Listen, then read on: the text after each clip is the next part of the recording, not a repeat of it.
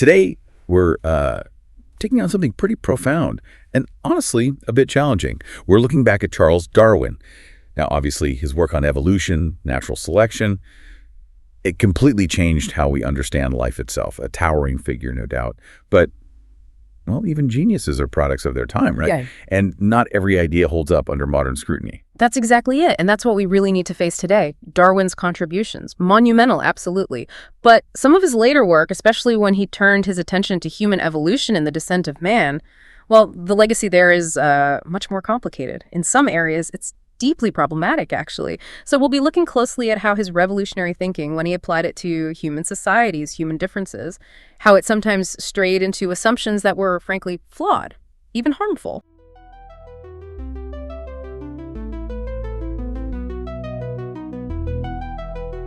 We're going to really dissect Darwin's ideas about how human intelligence evolved, his theories about where civilization came from, and maybe most critically, his really controversial ranking of human races. Controversial and, as we're going to see, not backed up by the science we have today. Yeah. This is where it gets really interesting, but also, kind of uncomfortable sometimes, looking back at those biases. Right. But our mission isn't just to point out historical flaws, you know?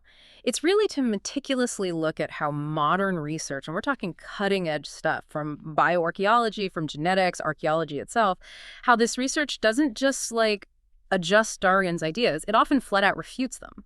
We want to uncover the real drivers behind complex societies, and we need to directly confront that damaging legacy of what people later called racial science. Our goal, it's to show how solid scientific evidence can completely shift our perspective, help us understand human history, human potential, through a lens that's much more accurate and, frankly, much more equitable. And as you're listening to us talk today, here's something to keep in mind. How much of what we maybe assume about progress or intelligence or even cultural differences today, how much might still echo those old, often unexamined, biased assumptions? This deep dive is a real chance to maybe shift that perspective. So, okay, let's unpack this. Okay, to really get this, we need to start with Darwin's framework. Yeah. In The Descent of Man, he spent a lot of time on what he called civilization and the higher mental powers. Yeah. He basically saw human societies on this single line, like a ladder, moving from what he called savage up through barbarous to finally civilized. It was inherently hierarchical.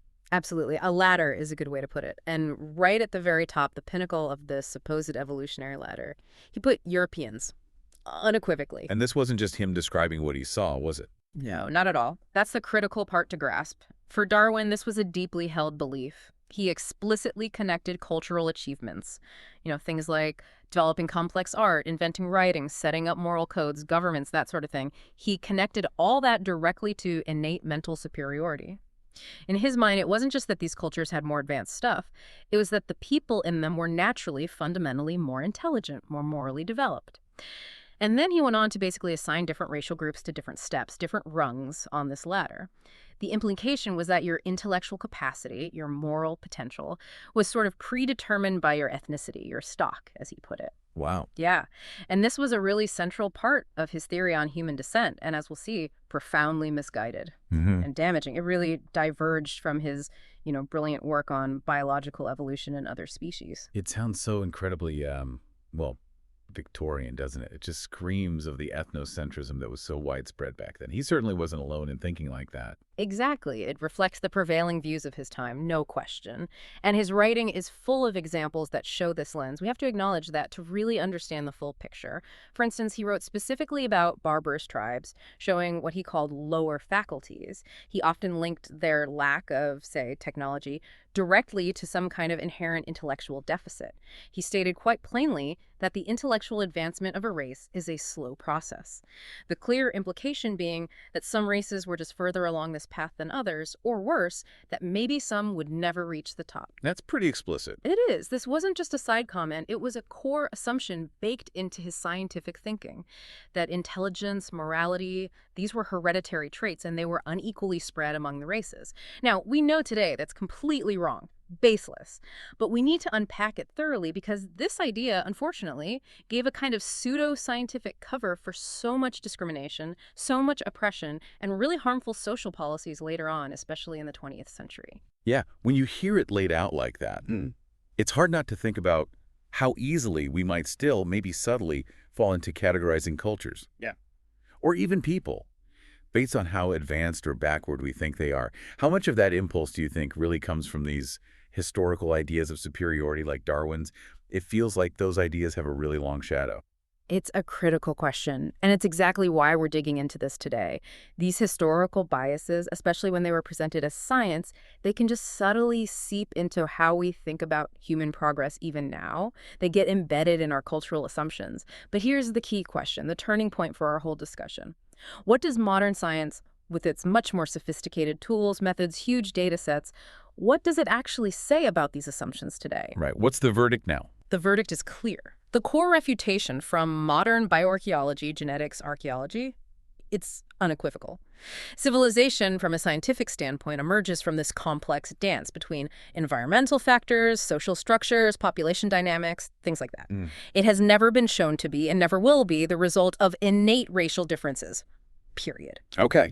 And this fundamental understanding, based on mountains of evidence, sets the stage for the concrete proof we're about to explore, proof that directly contradicts Darwin's Victorian framework.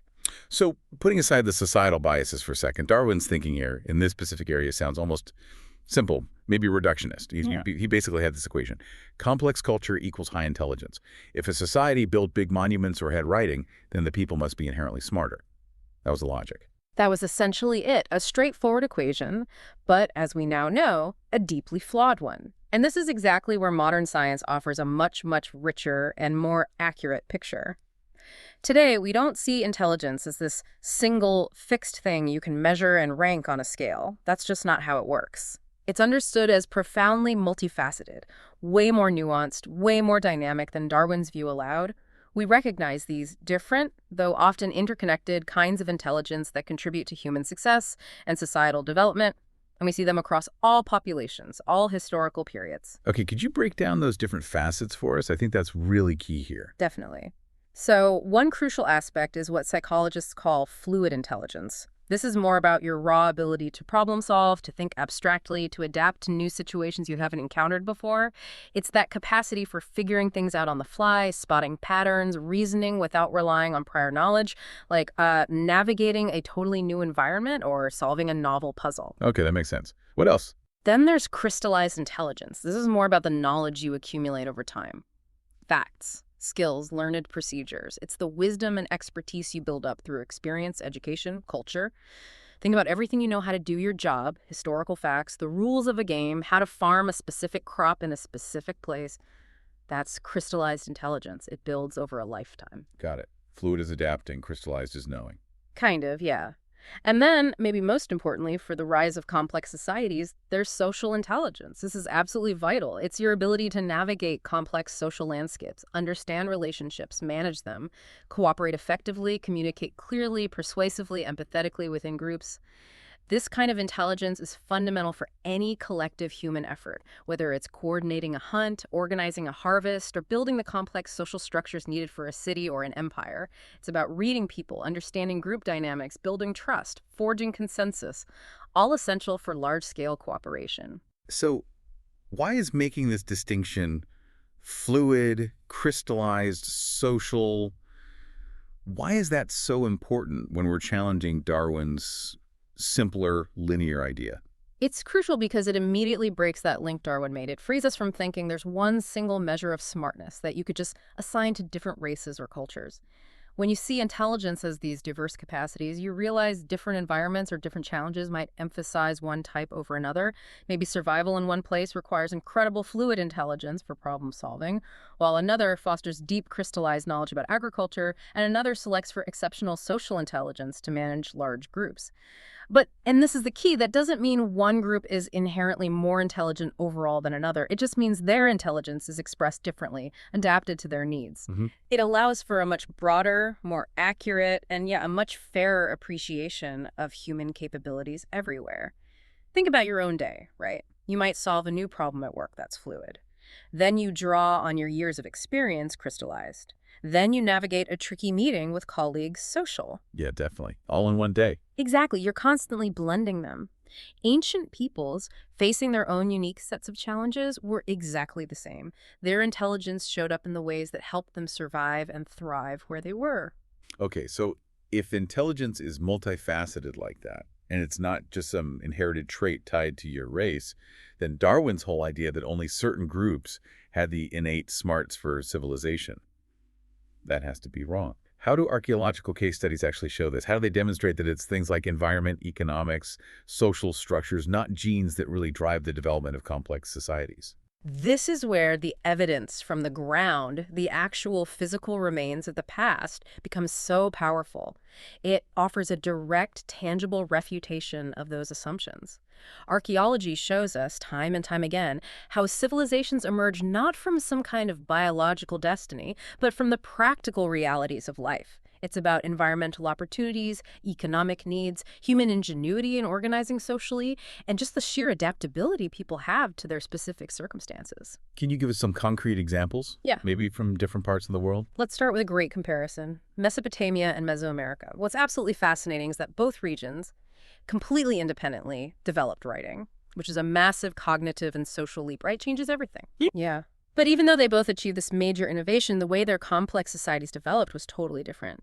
And those differences were shaped by their unique environments, how resources were spread out, not by any shared intelligence gene or racial blueprint. Mesopotamia, between the Tigris and Euphrates rivers, fertile river valleys, they developed large-scale irrigation farming. This led to big, dense city-states managing huge agricultural surpluses. And that surplus fueled specialization, complex bureaucracies, all of that. Okay.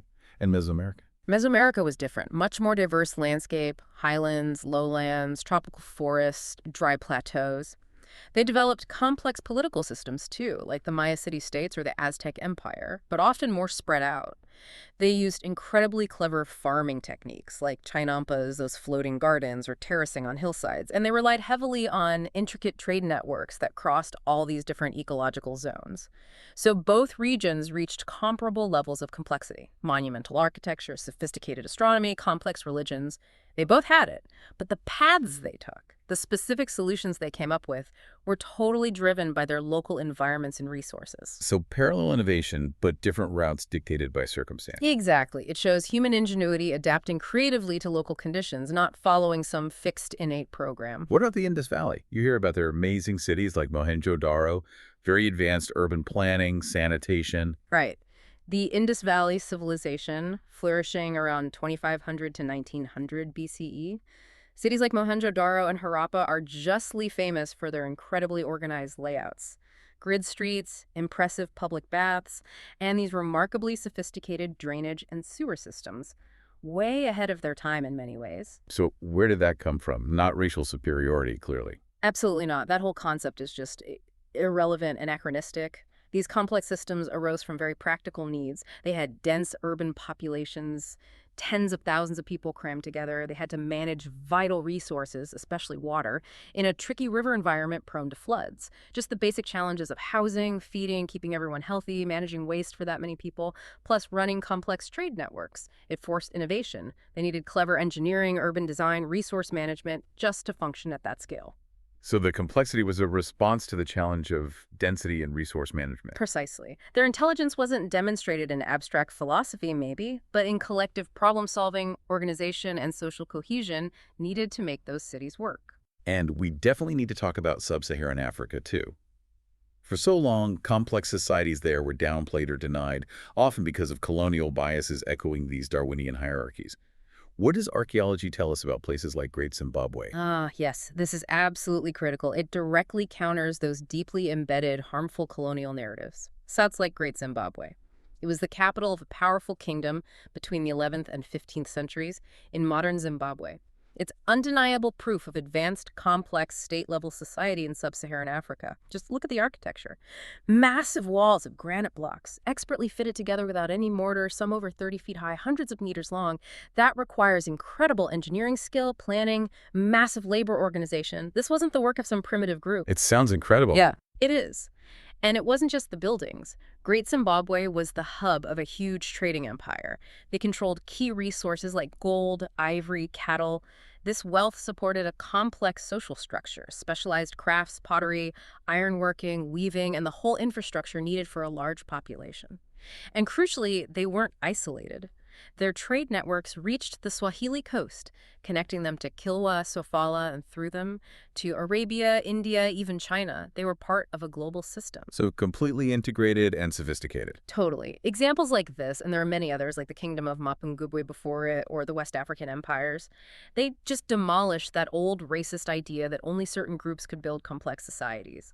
They show that human ingenuity, complex organization, it flourished everywhere, driven by good resource management, strong trade, social cohesion, not by race. Okay, so the archaeological evidence is clear.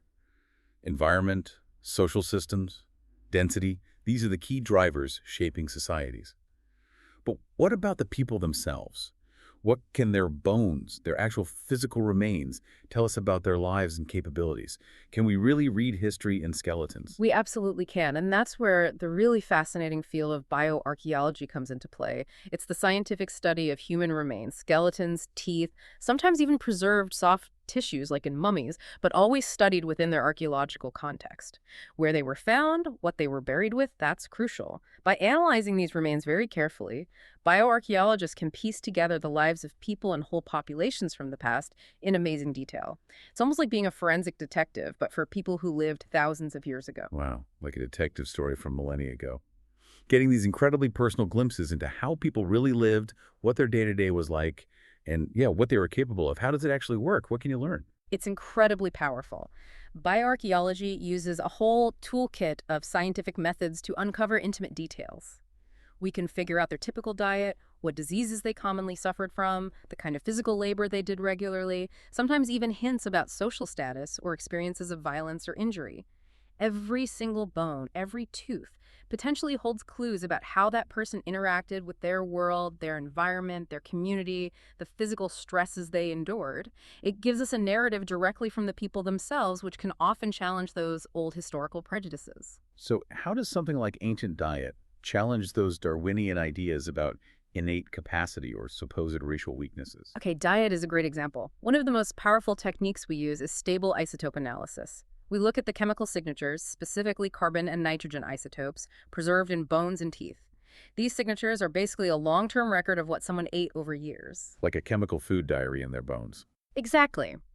Carbon isotopes, for instance, can tell us if someone ate mostly C3 plants, that's things like wheat, barley, rice, common in temperate zones, or C4 plants like maize or millet, common in warmer, drier areas. So we can see how different farming systems or wild plants were used in different places, or how diets changed over time. Nitrogen isotopes tell us about their trophic level, basically, how high up the food chain they ate. More meat or fish means a higher nitrogen signature. Okay, but how does that refute Darwin? Because what these precise chemical analyses consistently show across the globe is that dietary differences between ancient populations were direct adaptations to local environments and the food available there. They were not indicators of some group being inherently more advanced or having a better constitution. When we see differences in average height or evidence of poor health in some ancient groups, it's almost always explained by things like nutritional stress periods of famine, chronic malnutrition, maybe a diet lacking key nutrients. It's not because of some innate biological flaw linked to their race. So what might have looked like weakness was actually just a tough environment or a bad harvest year. Precisely.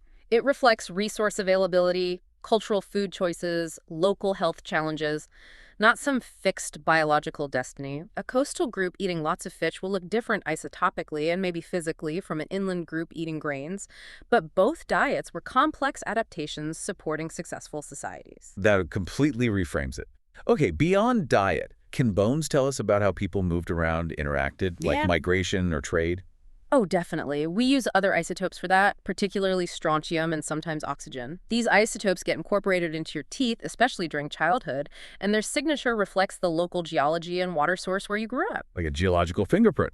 Kind of, yeah. So if we analyze the teeth of someone buried in, say, coastal Greece, but their strontium signature matches the geology of inland Anatolia, we know they migrated during their lifetime, sometimes over huge distances.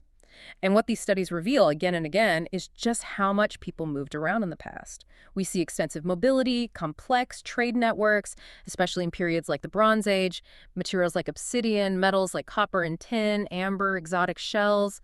They traveled thousands of miles. So people weren't just stuck in one place. Not at all. These networks connected communities far and wide. And that connection wasn't just about goods. It was crucial for spreading ideas, technologies, cultural practices. Think about how metallurgy spread, or farming techniques, or even artistic styles. This constant flow of people and ideas across the landscape totally contradicts any idea of isolated, stagnant, primitive groups defined by race. It shows dynamism, exchange, interconnectedness. And what about the marks of their work? Can you see evidence of specific skills or specialized labor on the bones themselves? Yes, absolutely. This is another really powerful line of evidence. Bioarchaeologists look closely at what we call musculoskeletal stress markers, or enthesial changes. These are basically changes in the bone where muscles and tendons attach, or patterns of joint wear and tear that build up from doing specific repetitive physical activities over many years. Like repetitive strain injuries, but ancient. Sort of, but they tell us about lifelong activities. For example, you can see distinctive patterns on the finger and arm bones of someone who spent years weaving on a loom. Or the incredibly robust muscle attachments and degenerative arthritis in the shoulders and back of a stonemason who lifted heavy blocks day after day. We can sometimes identify patterns related to grinding grain with specific tools, habitually using a spear thrower for hunting, paddling canoes, or crafting pottery. So the bones literally record their jobs. In a way, yes. And this evidence completely debunks those old, often racist notions that societies labeled primitive or savage lacked specialized skills or a complex division of labor. What we see instead is clear proof of highly skilled artisans, dedicated farmers, clever hunters, organized warriors, ritual specialists, all contributing their expertise. Their bodies bear the physical testimony to their skills, their dedication, the complex tasks they performed. It's proof of universal human potential expressing itself through specialized work in every society. So pulling all this bioarchaeology together, diet, mobility, work, well, what's the main takeaway message? The core argument, the synthesis of all this evidence, is crystal clear. Darwin's mistake was conflating culture with biology, with heredity. He fundamentally missed how environmental pressures, human ingenuity in adapting, and dynamic social systems are the real engines driving technological and intellectual developments. And critically, these engines worked for all human groups, everywhere. It wasn't about inherent differences between races. So yeah, with all this evidence on the table, his ranking of races just completely falls apart. It was built on sand. Which brings us directly to the concept of race itself. What does modern genetics, the study of our actual DNA, have to say about whether race is even a valid biological concept? Yeah, this feels like the crux of it. Maybe the most disturbing part of Darwin's argument in Descent of Man was this explicit ranking of races. He talked about civilized nations coming from different stocks and directly implied inherent differences in mental ability, moral capacity. It's really unsettling to read today. It is unsettling, and its impact was devastatingly real. That assumption, wrapped in the authority of science at the time, unfortunately provided a kind of foundation for the ideologies of scientific racism and the whole eugenics movement that caused so much suffering in the 20th century. By framing human groups as biologically distinct and crucially unequal in their innate capacities, Darwin's work, however unintended the consequences might have been, gave a powerful, seemingly scientific justification for oppression, for colonialism, for treating certain groups as inferior. Can you give an example of how that played out? Sure. Think about the eugenics movement, which was really strong in the US, the UK, Germany, Scandinavia, other places in the early 20th century. They directly used these kinds of scientific racial classifications. They pushed for policies like forced sterilization of people deemed unfit, often targeting immigrants, people of color, people with disabilities, the poor. The logic was terrifyingly simple. They believed they could improve the human race by stopping undesirable traits, rooted in supposed racial or intellectual inferiority from being passed on. Horrifying. It led to immense human suffering, violated basic human rights, all under this banner of scientific progress built on flawed, racist assumptions about inherent biological differences. A really chilling reminder of where bad science can lead. But thankfully, modern genetics has just completely taken apart this whole idea of distinct biological races, right? What does the science actually show us? Yes, thankfully, the science is absolutely decisive on this.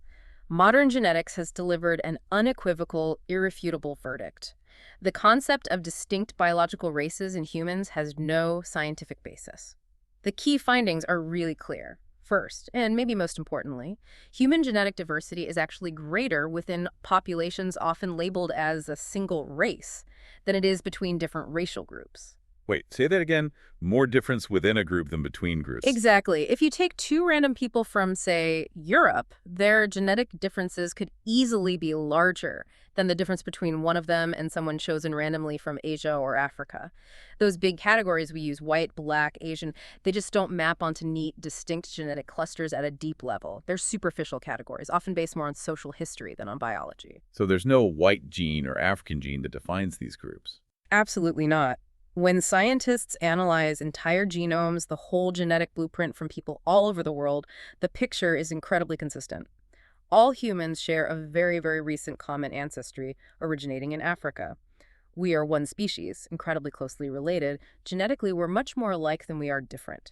Those differences we do see between populations like skin color, hair texture, maybe lactose tolerance, these are incredibly superficial, genetically minor, and relatively recent adaptations. They arose as groups migrated and adapted to different sunlight levels, diets, or climates. They don't reflect deep, fundamental divisions or different stocks of humanity. They're just tiny variations on our shared human genome. Okay, so genetics confirms. Race is a social construct, not a biological reality. What does that mean for how we should think about human variation, about how we're all connected? It means human variation is this beautiful, continuous spectrum. It's not a set of separate boxes. Traits blend and overlap across populations. And understanding this isn't just, an academic exercise. It fundamentally changes things. It completely pulls the rug out from under any claim of scientific basis for prejudice or discrimination based on race. It demolishes any notion of inherent superiority or inferiority. It really reinforces the view of humanity as a single, diverse, interconnected family. And does the bioarchaeology support this too? Absolutely. It provides the historical depth. The bioarchaeological evidence we've talked about from every continent shows that the capabilities for things like amazing art, complex engineering, innovative agriculture, sophisticated government, these have blossomed everywhere, regardless of what artificial racial box someone might try to put those people in later. It's more concrete proof of that universal human potential.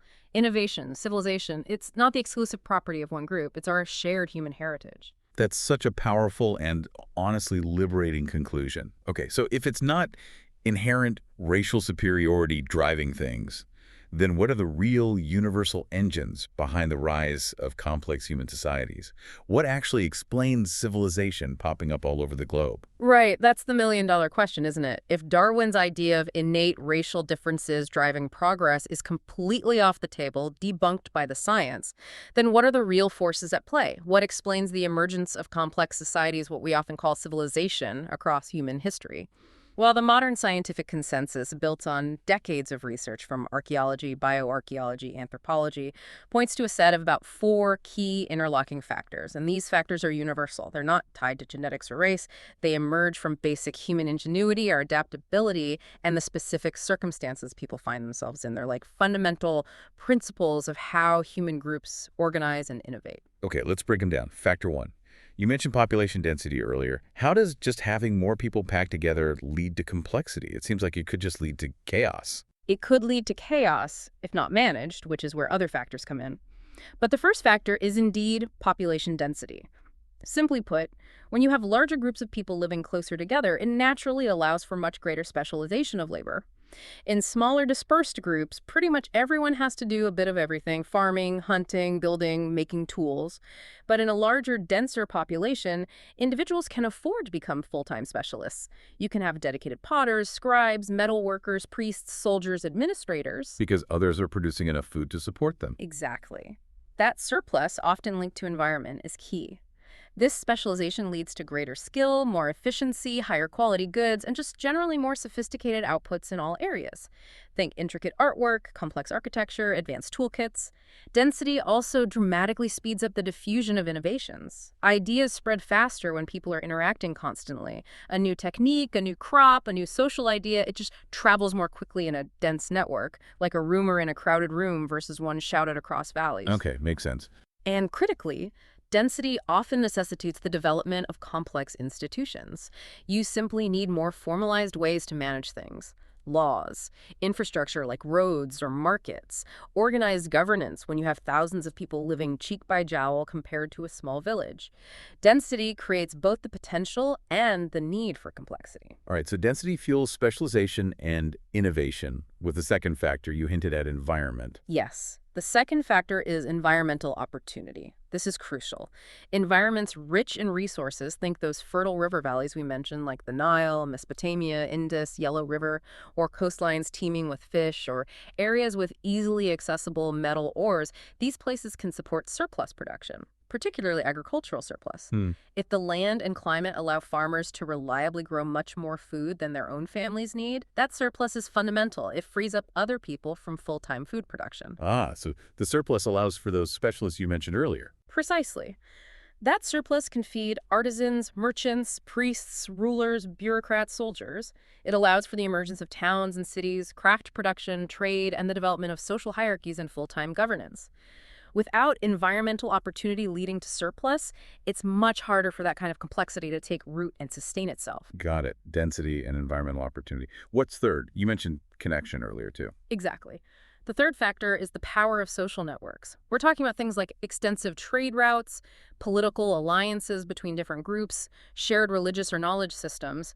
These connections are vital. They act as conduits, accelerating the exchange of technologies, ideas, and even people between different communities, sometimes across vast distances. Think about the Silk Road or maritime trade networks in the Mediterranean or Indian Ocean. So it's not just about inventing things locally, but also about borrowing and sharing. Absolutely. Very few complex technologies or major social innovations were invented in complete isolation and stayed there. Metallurgy, writing systems, domesticated crops, architectural styles, mathematical concepts, they spread through these networks. These connections allow groups to learn from each other, combine ideas, and build upon innovations developed elsewhere. This massively accelerates the pace of change and allows complexity to build cumulatively across regions, not just within isolated pockets. Okay, density, environment, networks. What's the fourth piece of the puzzle? What helps these complex societies actually stick around and function? The fourth factor is institutional complexity. As societies get bigger and more intricate, thanks to the other factors, they face new challenges in just holding together and managing everything.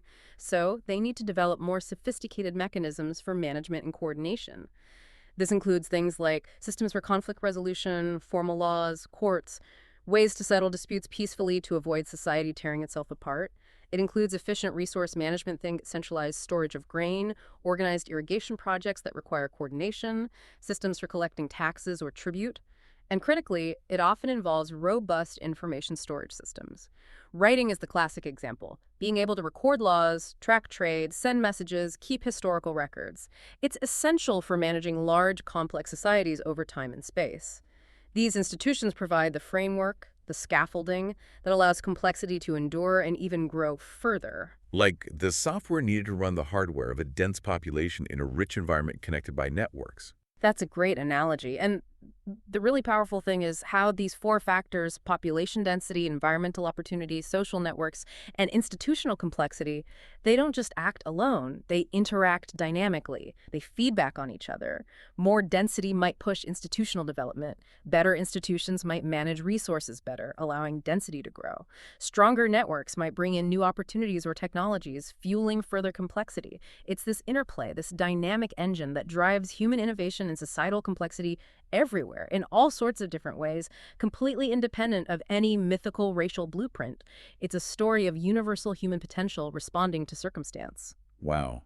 This has been an incredibly illuminating deep dive. Looking back at Darwin's descent of man through this modern scientific lens, it really drives home how much his own time, those Victorian prejudices, shaped his views on human potential and led him down some paths that were, well, deeply flawed and ultimately harmful regarding race. Exactly. And I hope what's come through clearly from our discussion of bioarchaeology, genetics, archaeology, is just how thoroughly that racial hierarchy he proposed has been debunked by the actual evidence. The rise of civilization, these incredible complex societies popping up all over the world. It wasn't the result of some groups being inherently smarter than others. It was, and is, the cumulative result of these universal factors. Environmental opportunities, population dynamics, social interactions, cultural innovations, acting on all human populations. Every single human group has shown the capacity for incredible innovation, complex social structures, amazing creativity when the circumstances allow or demand it. So here's a final thought for you as you navigate our own complex world today. Think about how often we might still, maybe without even realizing it, attribute differences we see in success and achievement, maybe even progress between groups to some kind of innate quality, some inherent trait. And then maybe pause and consider how much of that difference might actually be explained by the dynamic interplay of environment, historical circumstances, access to opportunity, the power of networks, and the benefits of collaboration. It might shift how you see things. Yes, please remember that core message. Intelligence, ingenuity, innovation, they come in countless forms, and they are the heritage of everyone. They aren't the exclusive property of any single lineage, any single race or group. Knowing this, understanding this, empowers us. It lets us see human history and human potential today through a lens that is not only more accurate and scientifically sound, but also far more equitable, more hopeful, and ultimately much more unifying.